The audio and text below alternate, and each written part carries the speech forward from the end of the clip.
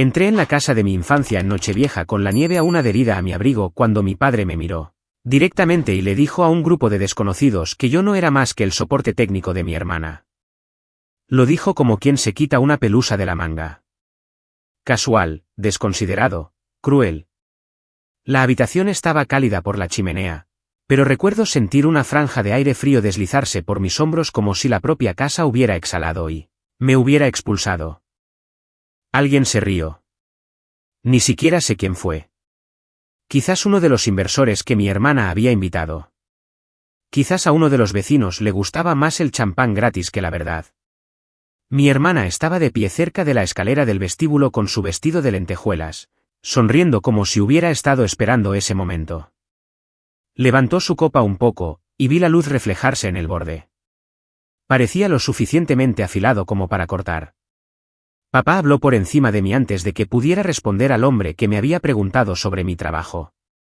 Le dijo que yo ayudaba a mi hermana con sus proyectos. Ayudaba, como si los años que pasé construyendo algo de la nada hubieran sido un pasatiempo extraescolar. Como si mi nombre nunca hubiera estado en las paredes de mi pequeño apartamento en Somerville, donde notas adhesivas cubrían cada puerta de armario mientras perseguía la idea que finalmente se convirtió en mi empresa. Al principio no sentí ira. Fue más como un viejo moratón presionado por una mano familiar. Antes de seguir, permíteme hacer una pausa. Siempre me gusta saber qué está haciendo la gente cuando escucha historias como esta, especialmente las que comienzan como la mía. Hace que el mundo se sienta un poco más cercano, un poco más humano de alguna manera. Si te apetece, compártelo más tarde en los comentarios. Cuando ocurrió esta noche, yo estaba de pie en esa habitación tratando de respirar a través del escozor de ser borrada frente a personas que celebraban a mi hermana como si fuera la única Whitmore que alguna vez había logrado algo. Papá siguió hablando. Le gustaba apoderarse de las conversaciones de la misma manera que a algunas personas les gusta apoderarse de las habitaciones. Decía cosas como, ella es buena con los ordenadores y ayuda a su hermana. Cada palabra iba socavando el espacio a mi alrededor. Podía sentir las paredes inclinándose. Podía oír los latidos de mi corazón en mi oído. La alfombra se tragaba el sonido de todo excepto mi negativa. No alcé la voz. No me defendí con un discurso. Simplemente dije, no mentiré sobre mi trabajo. La frase quedó suspendida en el aire. Nadie en esa habitación esperaba que lo contradijera.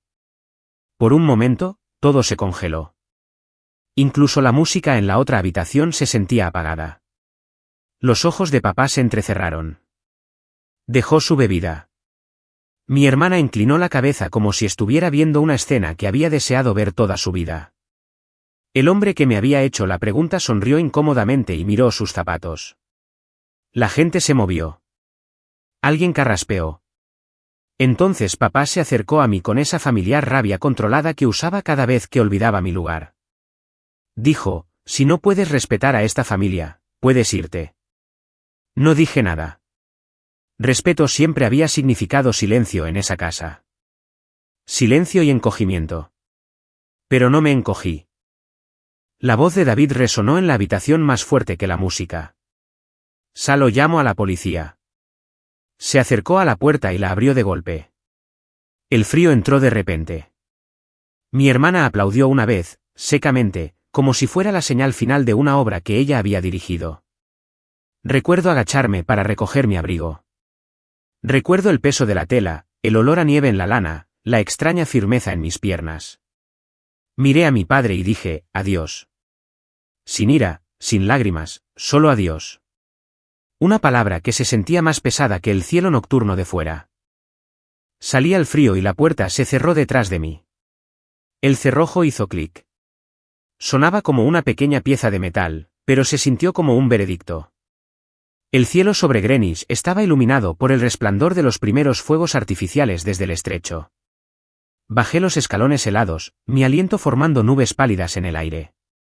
No sabía lo que se desarrollaría en los siguientes minutos, pero sabía que algo había cambiado dentro de mí. Cualquier parte de mí que había intentado pertenecer a esa casa se había disuelto en el frío. Llegué a mi coche, me senté dentro y apoyé los dedos en el volante. Observé las ventanas de la casa donde las siluetas se movían como si nada hubiera pasado. Casi me fui. Casi. Entonces sentí mi teléfono vibrar. Eran las 12 de la madrugada. El nombre de mi hermana iluminó la pantalla. Dejé que sonara una vez, 2 veces, y luego contesté. Su voz llegó entrecortada y sin aliento. Eliza, ¿qué has hecho? David está teniendo un colapso total. Mamá está gritando. La gente se está yendo. La policía acaba de llegar frente a la casa. ¿Qué has hecho? Miré fijamente el parabrisas donde los copos se derretían en finas líneas. Sentí una extraña calma instalarse en mi pecho. No satisfecha, solo claridad. Del tipo que llega cuando finalmente dejas de fingir que eres más pequeña de lo que eres. Dije, no hice nada excepto decir la verdad. Empezó a decir algo, pero su voz temblaba demasiado para entender las palabras. Lo único que pude entender fue miedo. No miedo de mí. Miedo de lo que hace la verdad cuando finalmente se pone de pie por sí misma en una casa construida sobre la negación. Preguntó de nuevo, ¿qué has hecho? Y yo dije, hablaré cuando esté lista. Luego colgué. Me quedé sentada escuchando los sonidos ahogados de los gritos que venían de dentro de la casa, el lejano estallido de los fuegos artificiales, los pasos que se acercaban sobre el hielo. Vi el reflejo de las luces azules y rojas deslizándose por el capó de mi coche. No encendí el motor. No me moví. Había pasado 31 años tratando de ganarme un lugar en esa familia. Esa noche, me entregaron la libertad de dejar de intentarlo.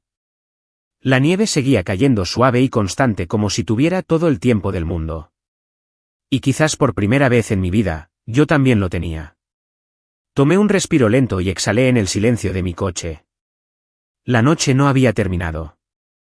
Solo estaba cambiando de forma, convirtiéndose en algo más, algo que no esperaba cuando pisé ese porche, algo que desentrañaría cada mentira que habían construido y cada verdad que yo había enterrado para sobrevivir. Afuera, las luces intermitentes se hicieron más brillantes. Oí abrirse una puerta. Oí a alguien llamar al hombre que había llamado a los servicios de emergencia. Oí a mi hermana gritar que no entendía lo que estaba pasando. Sus voces se mezclaron en la noche hasta que solo fueron ruido. Me quedé quieta. La verdad tiene un sonido cuando finalmente llega. No ruge. No grita. Aterriza silenciosamente como la nieve, pero cambia todo lo que toca. No sabía lo que traería la próxima hora. Solo sabía esto. Había terminado de disculparme por existir. Había terminado de hacerme más pequeña. Y lo que fuera que se estuviera desarrollando detrás de esas paredes era el comienzo de algo que nunca vieron venir. La casa que me había borrado estaba a punto de aprender lo que sucede cuando la hija invisible finalmente deja de desaparecer. Levanté la vista hacia la nieve que caía y esperé el momento que nos cambiaría a todos. Los oficiales ya caminaban hacia la puerta principal y mi historia apenas había comenzado. Recuerdo estar sentada allí en mi coche observando sus siluetas moverse por el porche cuando una extraña pesadez se instaló en mi pecho. No miedo, no preocupación, algo más antiguo que eso.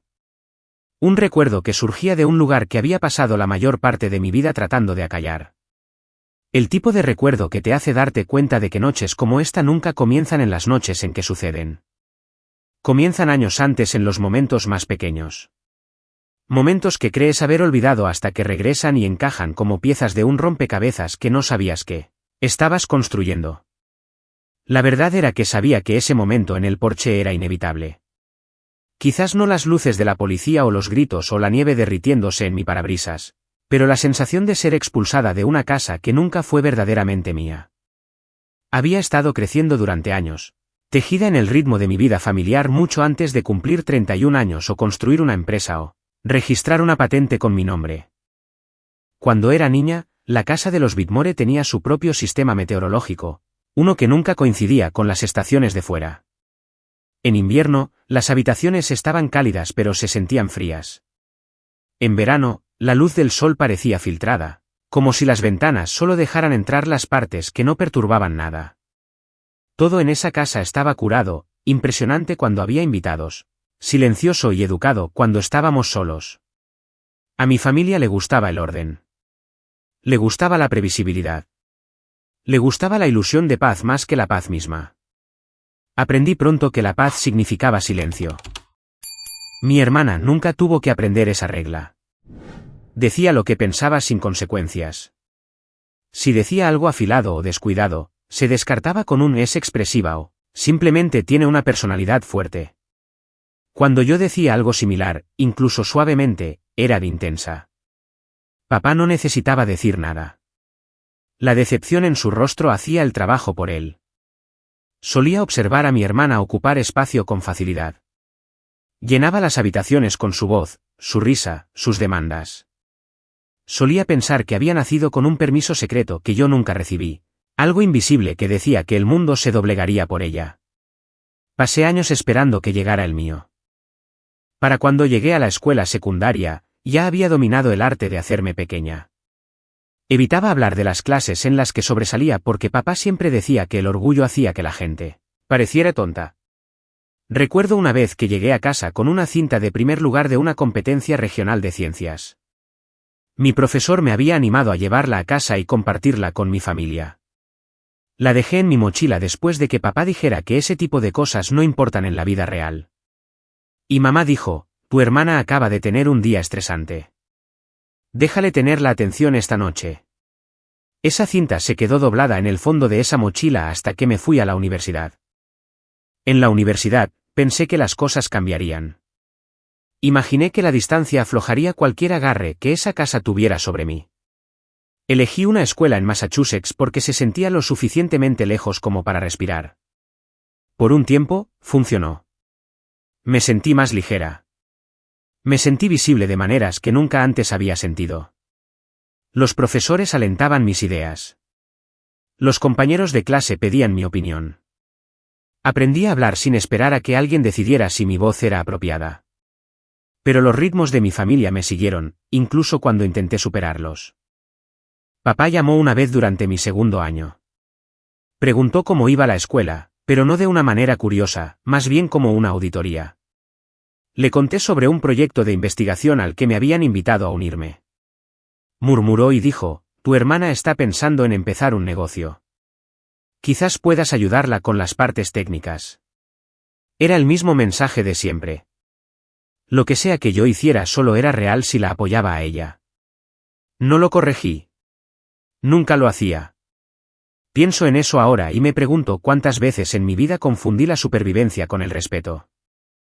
En 2019, el año en que comencé a trabajar en la versión más temprana del algoritmo que luego daría forma a toda mi vida, todo en mí quería celebrar. Acababa de descifrar una pequeña pero crítica parte del modelo de reconocimiento de patrones. Se sentía como descubrir una nueva puerta en una casa que creías conocer. Llamé a mamá porque por alguna razón todavía creía que podría estar orgullosa. Escuchó, dijo, eso suena genial, pero tu hermana tiene una entrevista mañana y está nerviosa. Trata de no abrumarla con cosas técnicas cuando vengas a casa. Recuerdo estar de pie en mi cocina en Somerville con el teléfono pegado a la oreja, mirando una pila de papeles de investigación en el mostrador. Susurré, está bien. Puedo contártelo en otro momento. Y ella dijo, gracias, cariño. Tenía buenas intenciones. Siempre tenía buenas intenciones. Pero las buenas intenciones no borran una vida de que te digan que atenúes tu propia luz. Aprendí a tragarme mis palabras. Aprendí a ofrecer mis logros como si fueran inconvenientes. Aprendí a ser pequeña en una familia que premiaba la sonoridad. Entre 2019 y 2021, a medida que mi trabajo crecía y mi confianza intentaba silenciosamente mantenerse al día, la brecha entre quien era en casa y quien era fuera se amplió. En el laboratorio, era respetada. En casa, era tolerada. En el laboratorio, mis ideas importaban. En casa, eran distracciones. Papá rara vez preguntaba qué estaba construyendo. Mamá decía que la ciencia era maravillosa, pero que no entendía nada de ella. Mi hermana le decía a la gente que yo arreglaba sus dispositivos porque eso era más fácil de explicar. Aún así, lo intentaba. Aún me presentaba para cumpleaños, cenas y festividades. Aún dejaba que mi hermana hablara por encima de mí. Aún me encogía cuando papá suspiraba de esa manera que hacía cuando quería que la conversación avanzara. Aún me disculpaba por cosas que no eran mi culpa. Aún me ajustaba a la forma que ellos reconocían. Una noche a principios de 2021, llegué a casa para una cena familiar y alguien preguntó en qué estaba trabajando. Abrí la boca y papá interrumpió diciendo, está ocupada con sus proyectos de ordenador, pero dejad que su hermana os cuente sobre la nueva asociación que está explorando. El momento duró solo unos segundos, pero se alojó en mi memoria como un trozo de vidrio. La forma en que la mesa se giró hacia mi hermana. La forma en que ella sonrió. La forma en que sentí que me plegaba hacia adentro de nuevo. Comencé a entender que mi familia no amaba la versión de mí que existía fuera de esa casa. Amaban a la silenciosa, la obediente, la servicial, la que no incomodaba a nadie con ambición, logros o verdad. Amaban la versión de mí que ya no existía. El cambio no ocurrió de una vez. Ocurrió en pequeñas revelaciones esparcidas a lo largo de esos años. La sensación de volver a casa y saber que la puerta podría abrirse, pero yo seguiría estando afuera. La forma en que los logros de mi hermana se exhibían en marcos a lo largo del pasillo, mientras que los míos vivían en cajones. La forma en que papá me presentaba a la gente como buena con los ordenadores, incluso después de recibir una financiación para investigación que la mayoría de los investigadores de mi edad solo soñaban. Para finales de 2021, me había cansado, no enojado. La ira habría significado creer que las cosas podían cambiar. El cansancio significaba aceptar lo que era verdad. Mi familia valoraba el orden. Mi existencia perturbaba ese orden. Querían la armonía por encima de la honestidad. Había aprendido a darles eso durante décadas.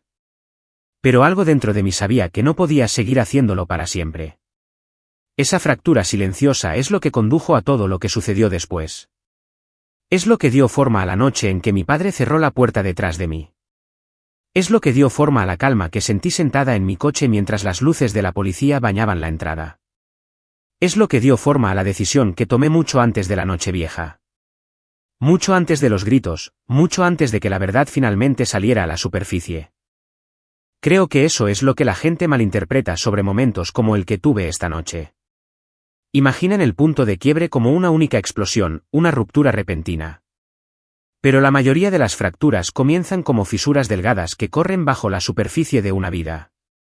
Líneas que ignoras porque crees que se desvanecerán. Líneas que finges que son sombras. Líneas que se profundizan cada vez que te tragas una verdad para proteger la comodidad de otra persona. Para cuando la fractura se vuelve visible para todos los demás, ha estado creciendo durante años.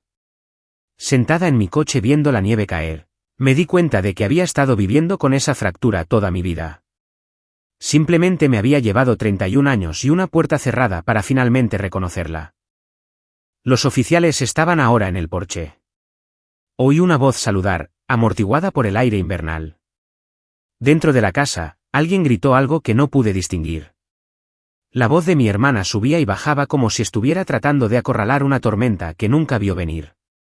Y todo lo que podía pensar era que la chica que solía ser, la que se esforzaba tanto por ser pequeña, no habría reconocido a la mujer sentada en ese coche ahora, la que se negó a mentir, la que se fue, la que finalmente había dejado de encogerse. Dejé escapar un lento suspiro. Los copos de nieve se deslizaban por el parabrisas y se derretían tan pronto como tocaban el cristal. Por primera vez en mi vida, no me pregunté qué quería mi familia de mí. Me pregunté qué quería para mí. La noche aún se estaba desarrollando. La verdad todavía se movía por la casa como un viento frío, pero la fractura ya se había abierto. No había vuelta atrás a la versión de mí que ellos preferían. Observé la luz del porche parpadear y pensé en todos los años que había pasado aprendiendo a estar callada en una familia que solo amaba las partes silenciosas de mí. Ese capítulo de mi vida estaba terminando. Otro estaba comenzando. Estuviéramos listos o no, me quedé quieta y dejé que el silencio se asentara. La siguiente parte de la noche estaba llegando, y sabía que no esperaría a que yo ordenara mis pensamientos. La nieve seguía deslizándose por el parabrisas mientras me quedaba sentada, dejando que el silencio se asentara. Y la siguiente parte de la noche esperaba justo al borde de mi aliento. Pero mi mente, terca como siempre, me llevó hacia atrás en lugar de hacia adelante. De vuelta al lugar donde todo esto realmente comenzó. No en una sala de estar en Nochevieja. No con las luces de la policía o los gritos o el frío. Comenzó en un laboratorio abarrotado en Somerville, donde el zumbido de los viejos radiadores y el parpadeo de las bombillas del techo se sentían más como un hogar que la casa de los Whitmore jamás tuvo. El Instituto Carver se encontraba en una calle estrecha bordeada de edificios de ladrillo y farolas que zumbaban suavemente cada vez que llovía. El laboratorio estaba encajado en el tercer piso, un espacio que siempre olía ligeramente a café, tinta de impresora y cualquier comida experimental que alguien calentara en el microondas a las 2 de la madrugada. Trabajábamos en horarios extraños. Trabajábamos largas horas. La mayoría de las noches, el frío de enero se colaba por las ventanas con tanta fuerza que manteníamos suéteres de repuesto colgados en los respaldos de nuestras sillas. Nadie se quejaba. Ese laboratorio se sentía como nuestro, incluso cuando el techo goteaba o la calefacción se cortaba o el antiguo ascensor se atascaba entre pisos.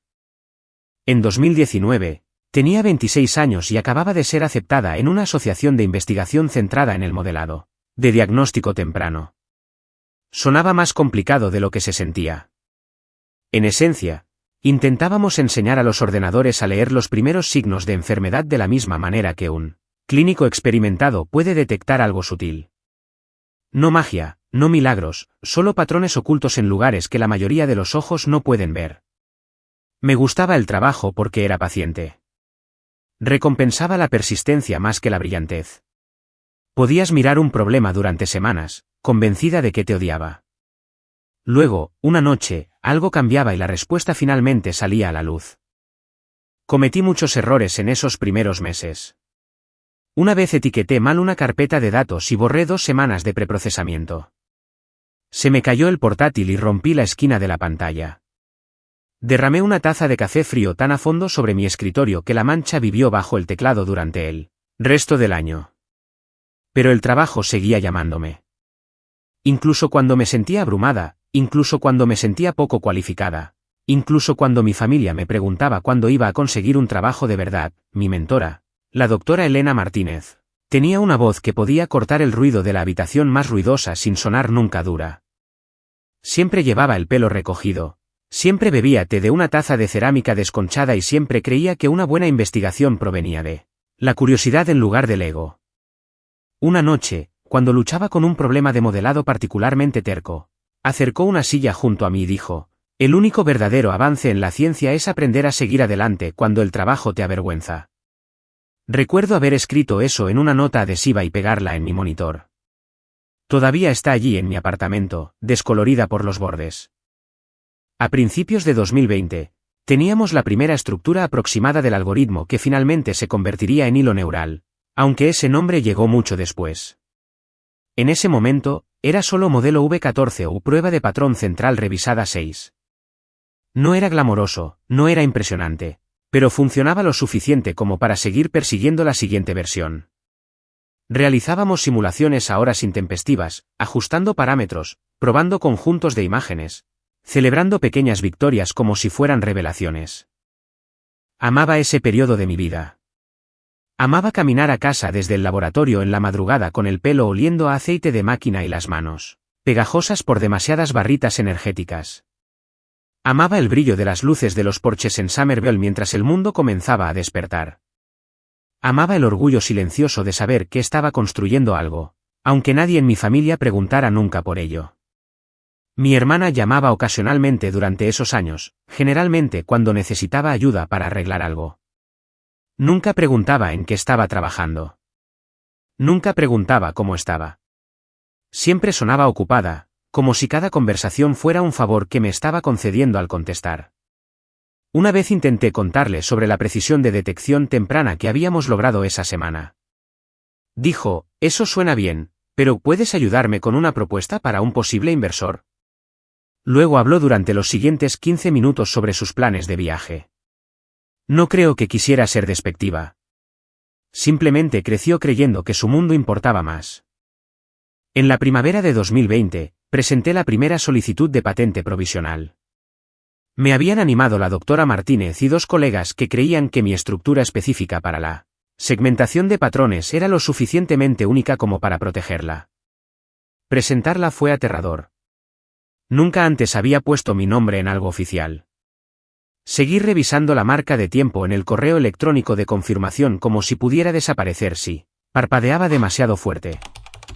Guardé todo, cada borrador, cada nota, cada correo electrónico. No porque esperara que alguien me desafiara algún día, sino porque estaba orgullosa. Eso era nuevo. El orgullo se sentía como una emoción extraña en mi boca. Pero me aferré a él de todos modos. En casa, sin embargo, nada de eso importaba. Las pocas veces que visité durante esos años, papá todavía me presentaba como buena con los ordenadores. Mamá todavía decía que deseaba que hubiera elegido algo más fácil de explicar. Mi hermana todavía llenaba el espacio con sus ambiciones y su encanto mientras yo me quedaba callada para que la noche permaneciera en paz.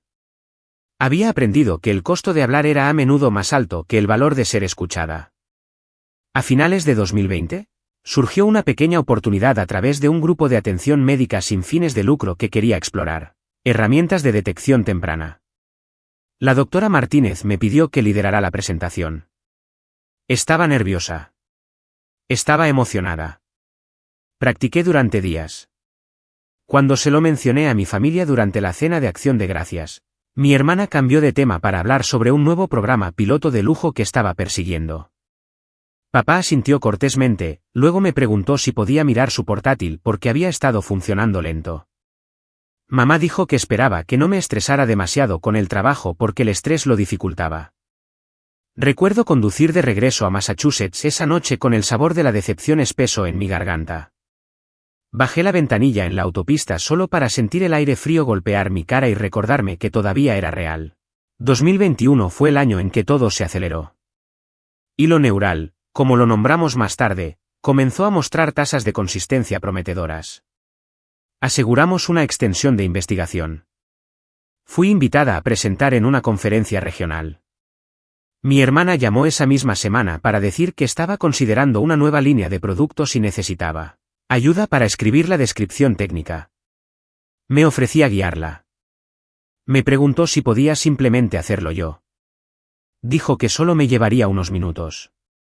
Me llevó 3 horas y nunca recibí un agradecimiento. En abril de ese año, mi familia me pidió si podía asesorar sobre un concepto para una posible expansión de tecnología médica que estaban discutiendo para Industrias Whitmore. Lo hicieron sonar casual, casi como un favor familiar. Dije que sí. No debería haberlo hecho. Pero los viejos hábitos mueren lentamente. Pensé que quizás esta vez se sentiría diferente. Quizás finalmente verían el trabajo que había hecho. Quizás compartirlo nos acercaría. No lo hizo. La primera reunión a la que asistí con ellos tuvo lugar en una sala de conferencias con ventanas de piso a techo, con vistas al río. Mi hermana hizo la mayor parte de la conversación, presentando diapositivas que yo le había ayudado a organizar. Cuando las preguntas se volvieron técnicas, me señaló y dijo, mi hermana ayuda con las partes del ordenador. Sentí el viejo encogimiento familiar dentro de mi pecho. Respondí las preguntas de todos modos, pero lo hice suavemente. Con cuidado de no hacerla parecer poco preparada. Con cuidado de no hacer que papá pareciera irritado. Con cuidado de no parecer demasiado orgullosa. Después de la reunión, papá dijo, buen trabajo, en el mismo tono que usaba cuando ponía la mesa correctamente de niña. Luego aplaudió a mi hermana por liderar toda la conversación. Ella aceptó el elogio fácilmente. Siempre lo hacía. Fui a casa esa noche y abrí de nuevo mis archivos de patente. Leí cada marca de tiempo 2 veces. Me recordé a mí misma que, pasara lo que pasara en esa sala de conferencias, mi trabajo me pertenecía a mí. No a ellos, no a la empresa, no a mi hermana, a mí. En el verano, recibí una llamada de nuestro coordinador de investigación confirmando la siguiente etapa de desarrollo del algoritmo. Significaba largas horas. Significaba mucho en juego. Significaba un progreso real. Estaba eufórica. Quería compartir la noticia. Pero cuando le envié un mensaje a mi hermana, dijo que estaba ocupada preparándose para una gran presentación. Papá no respondió. Mamá envió un emoji de corazón y preguntó si podía volver a casa pronto porque mi hermana se sentía abrumada y necesitaba apoyo. No respondí a ese mensaje durante 2 días. Fue entonces cuando comencé a entender que apoyar a mi familia se había convertido en una calle de un solo sentido. Lo que sea que yo daba desaparecía en el paisaje de sus expectativas. Sin reconocimiento, sin reciprocidad, solo más solicitudes. Para finales de 2021, había tomado una decisión silenciosa. Seguiría ayudando a la empresa familiar cuando me lo pidieran, pero no les daría el núcleo de mi trabajo. No entregaría la propiedad intelectual que había pasado años construyendo. No me encogería lo suficiente como para caber dentro de la versión de mí que ellos preferían. Me dije a mí misma que los límites podían existir sin conflicto. Me dije a mí misma que mi familia lo respetaría. Me dije a mí misma que nunca intentarían quitarme algo que no les pertenecía. Estaba equivocada en eso. Pero en ese entonces, todavía lo creía. En ese entonces, todavía tenía esperanza. En ese entonces, la fractura estaba allí, pero aún no se había abierto. En el brillo decreciente de las luces de la calle fuera de mi apartamento en Somerville, me senté en mi escritorio en esos últimos días de 2021 con una carpeta llena de trabajo documentado, correos electrónicos con marca de tiempo, patentes provisionales presentadas a mi nombre y una certeza silenciosa de que había construido algo real, algo significativo, algo más grande de lo que ninguno de ellos sabía. No tenía idea entonces de cuánto intentarían tomarlo. No tenía idea de hasta dónde llegaría mi hermana. No tenía idea de cuánto de los años venideros estaría moldeado por el hecho de que el trabajo que nunca quisieron ver se convertiría en lo mismo sin lo que no podrían vivir. 2023 llegó silenciosamente para mí. Lo comencé como comenzaba la mayoría de los años. Sentada en la pequeña mesa de mi cocina en Somerville con una taza de café solo y un cuaderno lleno de metas, escribí más por estructura que por certeza. El laboratorio estaba entrando en una nueva fase de pruebas. Mi agenda estaba llena. Mi hermana apenas llamaba ya, excepto cuando necesitaba algo técnico. Mi padre dejaba mensajes cortos preguntando si podía ayudarla a prepararse para reuniones con inversores. Mamá enviaba recordatorios de que las cenas familiares seguían siendo los domingos y que significaría mucho si iba. Rara vez lo hacía. A principios de febrero, mi hermana me pidió que me uniera a ella para una reunión en un espacio de oficinas en el centro de Boston que estaban alquilando temporalmente. Dijo que era informal y que solo necesitaba una aclaración rápida sobre algunas diapositivas conceptuales. Le creí. Siempre le creía al principio. Cogí mi portátil, imprimí algunos diagramas que pensé que podrían ayudar y tomé el tren de la tarde hacia la ciudad. Cuando entré en la sala de conferencias, el aire se sentía demasiado quieto, como si todos me hubieran estado esperando. Había 3 hombres de traje que nunca había visto antes. Del tipo que llevaba relojes caros y parecía que dividían su tiempo entre salas de juntas y campos de golf. Mi hermana se iluminó cuando me vio, pero no con la calidez de alguien que saluda a un familiar. Era la sonrisa tensa y calculada de alguien que desvela la última pieza del rompecabezas en una presentación. Se acercó a mí, me puso una mano ligeramente en el brazo y dijo: «Esta es mi asistente técnica. Ella me ayuda a refinar el marco de desarrollo». Las palabras se deslizaron por el aire como una fina cuchilla. Asistente técnica, no colaboradora, no investigadora. Asistente. Uno de los hombres me asintió cortésmente mientras mi hermana pasaba diapositivas que claramente había ensayado. Me quedé detrás de su silla y observé cómo explicaba las precisiones de detección temprana, la interpretación de patrones y las proyecciones de diagnóstico que yo había pasado años refinando en ese abarrotado laboratorio de Somerville. Hablaba con confianza aunque sabía que solo entendía la superficie de lo que estaba describiendo. Cuando las preguntas se volvieron complejas, me miró y dijo: «Ella puede profundizar en eso si quieren». Preguntaron, yo respondí. Ella se llevó el crédito. Cuando terminó la reunión, mi hermana se puso el abrigo y dijo: «Lo hiciste genial». Gracias. Quería corregirla. Quería preguntarle por qué me presentó de esa manera. Quería saber cuándo empezó a decirle a la gente que el algoritmo era suyo. Pero mamá siempre me había enseñado a esperar hasta llegar a casa antes de abordar cosas incómodas. Y mi padre siempre me enseñó que corregir a alguien delante de los invitados era de mala educación. Los viejos hábitos son difíciles de romper. Una semana después, mi hermana llamó y me pidió que me reuniera con ella y mi padre en la oficina del Centro de Industrias Whitmore. Dijo que era importante. Casi no fui. No debería haber ido. Pero todavía quería creer que mi familia haría lo correcto si solo entendieran cuánto trabajo había invertido en este proyecto. Así que tomé el tren de nuevo, ensayando lo que diría, diciéndome que esto era simplemente un malentendido. Mi padre ya estaba sentado cuando entré. Siempre le gustaba dar la impresión de que había estado esperando mucho tiempo, incluso cuando había llegado minutos antes. Mi hermana se sentó a su lado, con los brazos cruzados y una expresión seria. «Hay algo que necesitamos de ti», dijo mi hermana. Deslizó una pila de documentos sobre la mesa.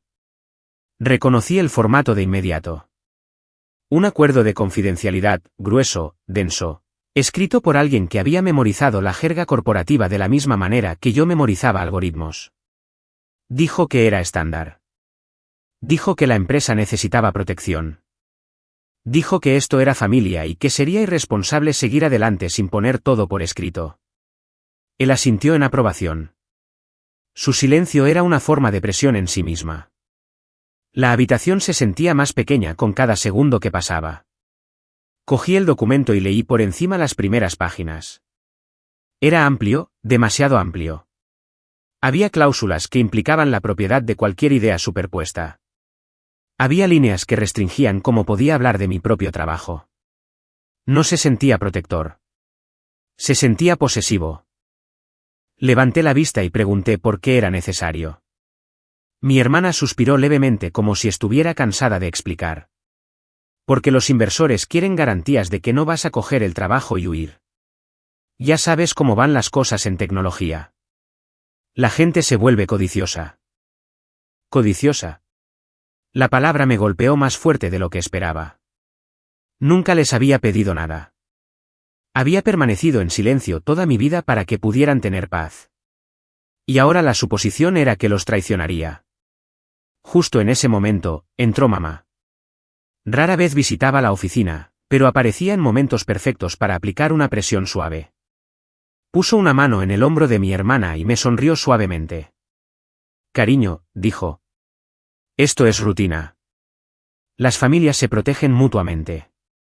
Así es como mantenemos las cosas seguras». «¿Seguras para quién?», me pregunté.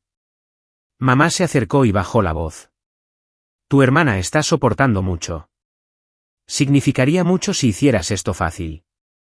Ahí estaba, la petición debajo de la petición. «Hazte pequeña de nuevo. No causes problemas. Sé la pacífica. Firma los papeles y deja que todos respiren». Sentí el viejo encogimiento dentro de mi pecho. Ese colapso familiar. Podía oír la voz que gobernó mi infancia susurrar: «Simplemente fírmalo y mantén la paz. Es solo papeleo». Así que firmé. Firmé porque confiaba en las personas de esa habitación. Firmé porque no quería ser la fuente del conflicto. Firmé porque creía que nunca lo usarían en mi contra. Estaba equivocada. Un mes después, me invitaron a otra reunión. Esta vez, era más grande, una mezcla de jefes de departamento internos y socios externos. Mi hermana estaba al frente de la sala con un puntero en la mano. Llevaba un traje blanco que la hacía parecer la pieza central de toda la operación. Me senté en la última fila, callada como siempre. Comenzó la presentación describiendo un avance en el modelado de detección temprana. Mi avance. Mostró diagramas que reconocí de inmediato, diseños que yo había creado. Rutas codificadas por colores que pasé largas noches afinando. Hizo la presentación con fluidez, con confianza. Les dijo que el modelo había sido conceptualizado internamente por Industrias Whitmore bajo su liderazgo. Ni una sola palabra sobre el laboratorio, ni una sola palabra sobre mi equipo, ni una sola palabra sobre mí. Sentí que mi respiración se volvía superficial. Esperé a que mencionara mi participación. No lo hizo. Esperé a que reconociera mis contribuciones. No lo hizo.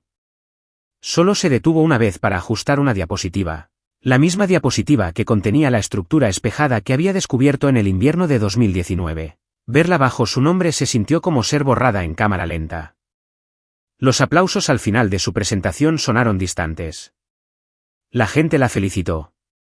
Alguien dijo: «Esto podría cambiarlo todo». Mi padre la abrazó y le dijo que estaba orgulloso. Mamá se secó una lágrima y dijo que siempre supo que su hija estaba destinada a algo extraordinario. Nadie me miró. Después de esa reunión, salí del edificio y me senté en un banco cerca de la calle. Los coches pasaban, la gente hablaba. La ciudad se movía a mi alrededor como si nada hubiera pasado. Pero algo había pasado, algo silencioso y devastador. Ese fue el momento en que ayudar a mi familia dejó de sentirse como un deber y comenzó a sentirse como un borrado. Para cuando llegó el autobús, ya me había hecho una promesa silenciosa. Documentaría todo. Guardaría cada archivo. Imprimiría cada correo electrónico. Marcaría con fecha cada decisión. Mantendría un registro detallado de cada instancia en que mi trabajo apareciera bajo el nombre de otra persona. No para usarlo en su contra. No porque quisiera venganza, sino porque ahora sabía con una claridad que me helaba que mi familia no me veía como una colaboradora. Me veían como un accesorio. En las semanas siguientes, vi a mi hermana presentar mis ideas a más grupos. Vi a mi padre radiar de orgullo. Vi a mamá animarla. Vi a los responsables de la toma de decisiones asentir con aprobación mientras ella hablaba. Y yo me sentaba allí, encogiéndome en una habitación que se hacía más pequeña cada vez que ella se llevaba más crédito del que merecía. Una tarde a principios de verano, abrí mi portátil y creé una carpeta titulada Prueba. Dentro de ella, almacené mis diagramas originales, borradores, fragmentos de código con marca de tiempo, correos electrónicos de la doctora Martínez, confirmaciones de patentes provisionales y notas detalladas de cada reunión. Fue el primer límite que había establecido. Silencioso, invisible, pero mío. Esa carpeta se convirtió en mi ancla. Cada vez que mi hermana me presentaba como su asistente. Cada vez que mi padre ignoraba mi voz. Cada vez que mi mamá suavizaba la tensión poniendo una mano en mi brazo y susurrando, déjalo pasar, cariño. Añadía otro archivo a la carpeta, y la fractura que había vivido bajo la superficie durante años continuó extendiéndose, lenta y constante, esperando el día en que finalmente saldría a la superficie. Aún no sabía que la superficie sería el porche delantero de la casa de mi infancia bajo las luces de Año Nuevo, con los oficiales de policía acercándose a mi padre y mi hermana llamándome, desesperada por una respuesta que ya temía. Pero el camino hacia esa noche comenzó aquí, en estos silenciosos actos de borrado. La carpeta de pruebas siguió creciendo, y para cuando llegó el otoño, la llevaba conmigo como una segunda columna vertebral, delgada pero inquebrantable. El Día de Acción de Gracias se acercaba sigilosamente, como siempre lo hacen las festividades cuando las temes. Lento al principio, luego de repente justo en tu puerta, estés listo o no. Me dije a mí misma que no iría ese año. Me dije que no debía mi presencia a personas que fingían no verme. Pero los viejos hábitos, especialmente los del tipo Bitmore, tenían una forma de atraerme de nuevo. El Día de Acción de Gracias en nuestra familia siempre fue un evento orquestado. A mi padre le gustaba la mesa puesta con la misma vajilla que usaba la abuela. Mamá se preocupaba por los centros de mesa. Mi hermana flotaba de habitación en habitación, saludando a los invitados como si fuera dueña del aire que respiraban. La casa olía a pavo asado y glaseado de cítricos. Las risas resonaban desde las esquinas donde la gente estaba de pie sosteniendo copas de cristal. Todo parecía una página de revista, perfecto, brillante, curado. Entré llevando un postre que había horneado yo misma, algo simple, un pan de calabaza, porque era la única receta que sabía de memoria. Mi hermana lo miró y dijo, «¡Qué mono!», antes de volver a su conversación. Mamá me besó en la mejilla, pero sus ojos recorrían la habitación como asegurándose de que no hubiera traído tensión conmigo. Él preguntó cómo iba el proyecto, pero lo hizo en ese tono que sugería que ya necesitaba que la conversación terminara. Dije que estaba progresando. Él asintió una vez y luego se fue antes de que pudiera decir más. La gente llegaba en oleadas. Mi hermana se posicionó cerca de la chimenea, donde la iluminación era favorecedora y el fotógrafo que mamá contrataba cada año podía capturarla desde el ángulo correcto. Cuando llegó el momento de las presentaciones, él se paró a su lado y dijo, «Este es nuestro orgullo y alegría, liderando nuestro próximo capítulo en Industrias Whitmore. Es extraordinaria». La sala aplaudió cortésmente. Ella se sonrojó modestamente, aunque sabía que este momento llegaría. Cuando fue mi turno, mamá me puso una mano suave en la espalda y me empujó hacia adelante, diciendo: «Esta es Eliza. Todavía está encontrando su camino».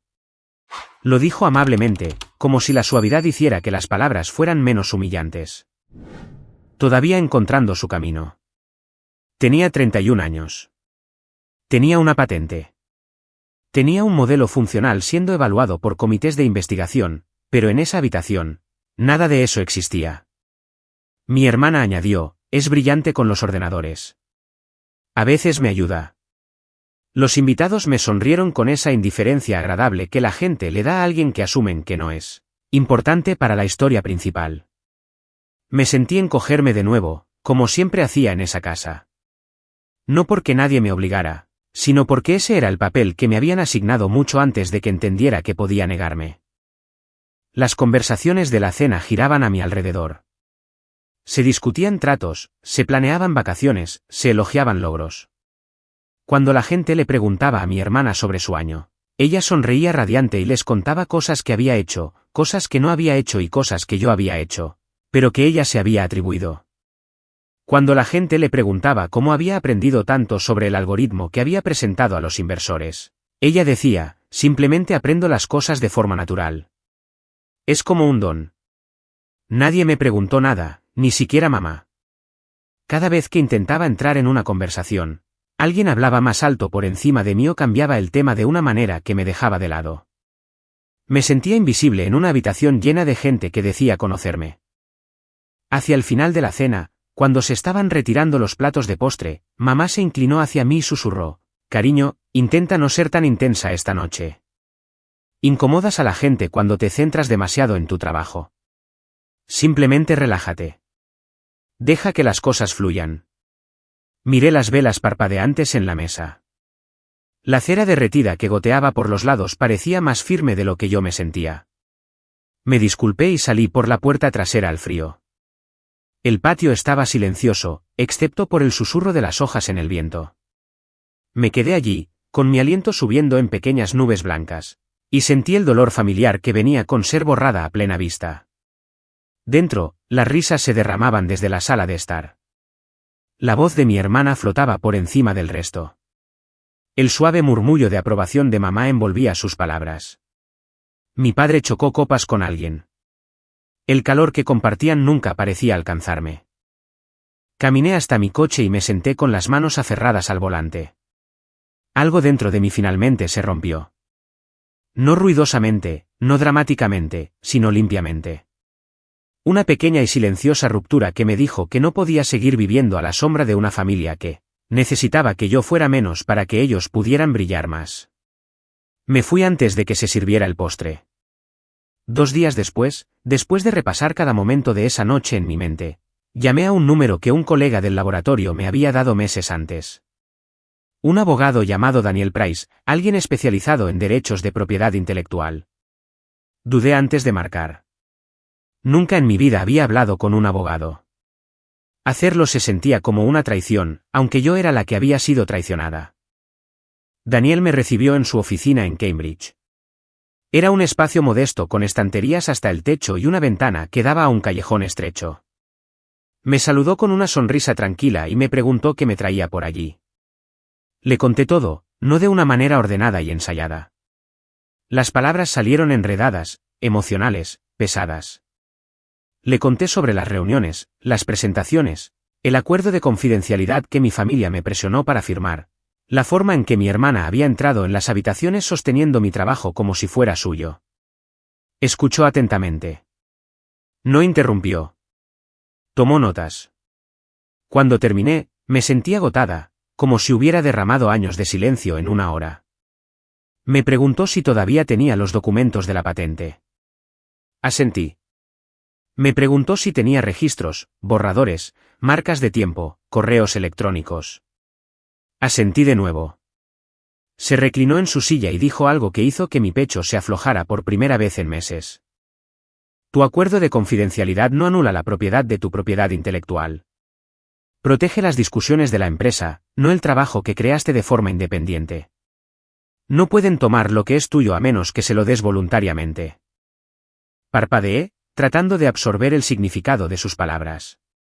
Daniel continuó: las familias a menudo confunden el acceso con la propiedad. Lo que compartiste verbalmente no borra tu autoría. Los registros de la patente son concretos. Tus marcas de tiempo son concretas. El trabajo es legalmente tuyo. Fue la primera vez que alguien fuera de mi círculo de investigación había reconocido mi trabajo como algo real, algo que valía la pena proteger, no algo que debía ser atenuado, minimizado o entregado para el avance de otra persona. Le pregunté qué debía hacer a continuación. Dijo: por ahora, nada drástico. Mantén registros. Mantén todo organizado. No firmes nada más bajo presión. Y lo más importante, entiende tu poder. Tu trabajo tiene valor, ya sea que tu familia lo reconozca o no. Sus palabras se quedaron conmigo mucho después de que salí de su oficina. El sol comenzaba a ponerse, proyectando largas sombras sobre la acera. La gente pasaba con bolsas de la compra y niños abrigados, sus vidas desarrollándose sin el peso que yo llevaba. Sin embargo, sentí que algo cambiaba dentro de mí. Una pequeña pero innegable chispa de poder. Conduje de regreso a Summerville con la ventanilla entreabierta a pesar del frío. Necesitaba el aire. Necesitaba el recordatorio de que el mundo fuera de mi familia era más grande que las habitaciones en las que había pasado años tratando de pertenecer. Esa noche, abrí la carpeta de pruebas en mi portátil, añadí mis notas de la reunión con Daniel y reorganicé cada documento por fecha. El acto se sintió como un anclaje, casi como reclamar partes de mí misma que había entregado pieza por pieza. Por primera vez en mucho tiempo, me permití creer que el futuro no tenía que parecerse al pasado, que ya no tenía que encogerme. Esa verdad, una vez dicha, tenía una forma de remodelar todo a su alrededor. Cerré el portátil y me recosté, dejando que el silencio llenara mi pequeño apartamento. Acción de Gracias me había dejado un dolor, pero también me había dejado claridad. No podía seguir viviendo como la hija sin nombre en mi propia familia. El camino por delante todavía estaba oscuro, incierto, lleno de cosas que aún no podía ver. Pero sabía una cosa. Había terminado de borrarme a mí misma para que otros pudieran tomar la iniciativa. Y el siguiente paso en ese viaje ya me estaba esperando, justo más allá del borde de esa fría noche de noviembre. Papá apenas había terminado de hablar en ese tono cortante y decepcionado suyo antes de que la línea se quedara en silencio. Y me quedé allí mirando mi teléfono, sintiendo esa pesadez familiar subir de nuevo a mi pecho. Pero no me aplastó como solía hacerlo. No esta vez. Algo en mí ya había cambiado. Había escuchado demasiadas versiones de esa misma frase en mi vida. Puedes volver cuando te disculpes. Cuando te comportes. Cuando dejes de hacer las cosas difíciles. Cuando dejes de ser tú. Puse el teléfono boca abajo en mi escritorio y exhalé lentamente. Había terminado de disculparme por existir. El sol de verano entraba a raudales por las ventanas de mi apartamento en Summerville, cálido y brillante. Pero se sentía extrañamente desconectado de todo lo que había dentro de mí. Apenas había dormido la noche anterior. No por miedo, sino porque la claridad tiene una forma de despertar a una persona. A media tarde, mi hermana llamó y me preguntó si podía pasar por su oficina en Industrias Whitmore en Greenwich. Dijo que había algo urgente que debíamos discutir. Conocía el tono. Conocía la urgencia. También sabía que no tendría nada que ver conmigo y todo que ver con lo que necesitaba de mí. Hice el viaje de regreso a Connecticut a la mañana siguiente. Las carreteras estaban llenas de viajeros de fin de semana, pero apenas noté el tráfico. Mi mente reproducía la voz de Daniel, diciéndome que me mantuviera firme, que documentara todo, que dejara de entregar mi trabajo porque mi familia lo enmarcaba como una responsabilidad. Recordé la forma en que mamá se había inclinado durante Acción de Gracias, diciéndome que no incomodara a la gente. La forma en que papá me presentaba a los invitados como alguien que todavía estaba encontrando su camino. La forma en que mi hermana dijo "qué mono" cuando miró algo que yo hice. Todo eso alimentó la decisión que había tomado mucho antes de siquiera entrar por las puertas de ese edificio de oficinas. Industrias Whitmore se encontraba en una colina con vistas al puerto. Paneles de vidrio, piedra blanca, pasarelas cuidadas. Estaba diseñado para impresionar a la gente que se preocupaba por pertenecer al mundo correcto. Entré y seguí los pasillos hasta llegar a la suite ejecutiva.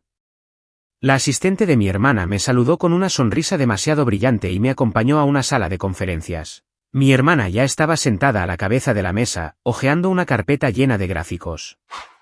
Levantó la vista y me dedicó una sonrisa tensa. ¿Viniste? Su tono hizo que sonara como si estuviera sorprendida de que todavía respondiera cuando me convocaban. Saqué una silla y me senté frente a ella. ¿De qué se trata esto? Cerró la carpeta y cruzó las manos. Eliza, la empresa se enfrenta a una crisis.